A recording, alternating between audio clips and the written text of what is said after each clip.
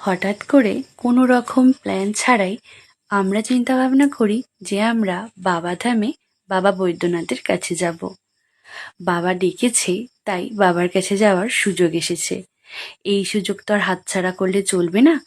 তাই তাড়াতাড়ি ব্যাগপত্র গুছিয়ে বাবার কাছে যাওয়ার উদ্দেশ্যে বেরিয়ে পড়েছিলাম।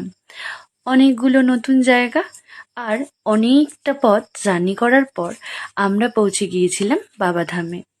প্রথমেই তো হোটেলে গিয়ে ফ্রেশ হয়ে তারপর আমরা চলে গিয়েছিলাম মন্দিরে সন্ধে আরতি দেখার জন্য। মন্দিরে গিয়ে দেখি সেখানে সন্ধে আরতির প্রস্তুতি চলছিল। তারপর সন্ধে আরতি দেখে আবার আমরা হোটেলে ফিরে এসেছিলাম। পরের দিন রাত 2টোর সময় চলে গিয়েছিলাম বাবাকে পুজো দেওয়ার জন্য লাইনে দাঁড়াতে। 6.5-7 ঘন্টা লাইনে দাঁড়িয়ে তারপর বাবাকে দর্শন করে পুজো দেওয়ার যে শান্তি, তার সাথে হয়তো কোনো শান্তিরই তুলনা হয় না। বাবার কাছে যে শুধুই শান্তি। হর হর মহাদেব।